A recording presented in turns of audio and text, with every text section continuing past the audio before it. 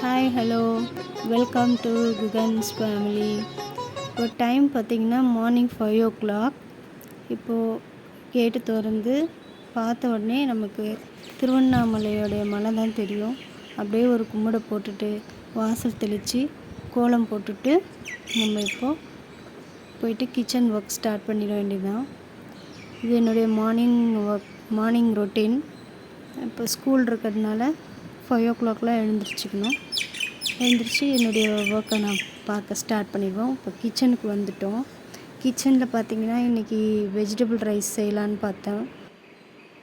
So vegetable rice செய்கிறதுக்கு தேவையான things எல்லாம் எடுத்து வச்சுட்டு டிஃபனுக்கு பார்த்திங்கன்னா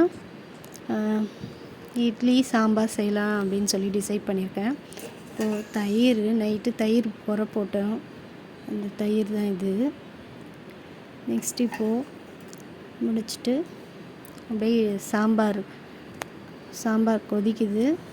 சாம்பார் ரெடி ஆகிடுச்சு. அடுத்து பார்த்திங்கன்னா இட்லியும் ரெடி ஆகிடுச்சு.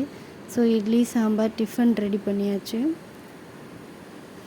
டிஃபன் ரெடி பண்ணிவிட்டு நெக்ஸ்ட்டு பார்த்திங்கன்னா வெஜிடபிள்ஸ் எல்லாம் கட் பண்ணிவிட்டேன். அந்த கேப்பில் வெஜிடபிள்ஸ்லாம் கட் பண்ணி லஞ்சுக்கும் ரெடி பண்ணிட்டேன் தேவையானது. இப்போது வெஜ் ரைஸ் எப்படி செய்கிறதுன்னு பார்க்கலாம். ஃபர்ஸ்ட் ஒரு குக்கர் வச்சுக்கோங்க, இல்லை ஏதோ ஒரு பாத்திரம் வச்சுக்கோங்க. நான் குக்கர் வச்சா கூட அதை தம் தான் கட்ட போகிறேன். ஸோ ஒரு குக்கர் வச்சுட்டு அதில் ஸ்பைசஸ்லாம் போட்டுட்டு வெங்காயம் போட்டுருங்க. வெங்காயம் போட்டுட்டு இஞ்சி பூண்டு போட்டுருங்க. வதங்கினோடனே இஞ்சி பூண்டு நல்லா வதங்கின பிறகு தக்காளி போட்டுக்கோங்க. தக்காளி போட்டு நல்லா வதங்கின பிறகு 2 பச்சை மிளகாயும் கூட ஆட் பண்ணிக்கோங்க.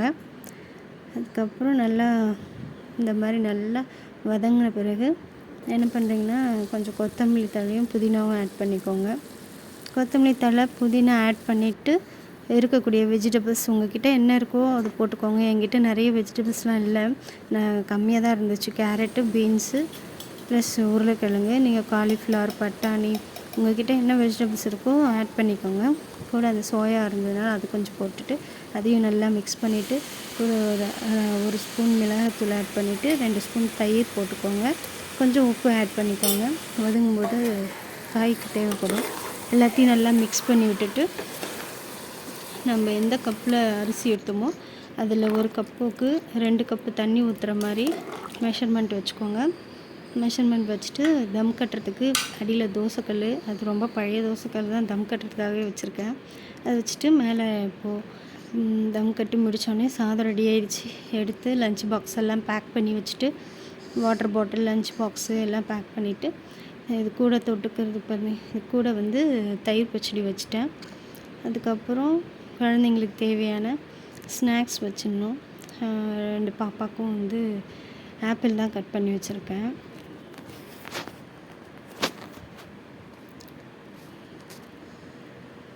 இதில் தயிரும் 2 கப்பில் ஆப்பிள், அப்புறம் தயிர் பச்சடி ப்ளஸ் சாதம். நான் அவங்கவுங்கள எடுத்து பேக்கில் வைக்க சொல்கிறேன். அவங்க வைக்கிறாங்க. இந்த ஆப்பிள் தான் கட் பண்ணி வச்சேன் 2 பேருக்கும். அப்புறம் ஜூஸ் போட்டு வச்சிடலான்ட்டு ஜூஸும் போட ஆரம்பிச்சிட்டோம்.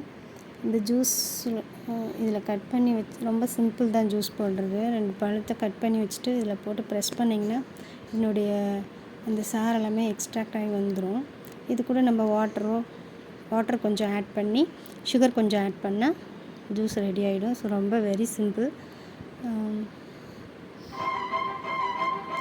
ஜூஸும் ஊற்றி வச்சாச்சு. உடனே அக்காங்க ஸ்கூல் கிளம்பிட்டாங்க. எங்கள் வீட்டில் இருக்க குட்டி பையனும் நானும் வரேன் அப்படின்னு சொல்லிட்டு அவனும் வண்டியில் ஏறுறான். போய் அக்காவை ஸ்கூலில் விட்டுட்டு வந்துடுவார். அவங்க தாத்தா பாட்டி கூட தான் போகிறாங்க. அவங்க தாத்தா கூட தான் போகிறாரு. அவ்வளோதான், இன்றைக்கி vlog முடிஞ்சிருச்சு. பாருங்கள் எங்கள் கிச்சன் எப்படி இருந்தது மார்னிங், இப்போ எப்படி இருக்குது பாருங்கள். இதெல்லாம் க்ளீன் பண்ணி முடிச்சுட்டு உங்களுக்கு ஷூட் பண்ணி காட்டுறேன். பாருங்கள் இப்படி இருந்த கிச்சன் இப்போ இப்படி ஆகிடுச்சு. ஓகே, பாய், தேங்க்யூ. சேனலை சப்ஸ்கிரைப் பண்ணிடுங்க.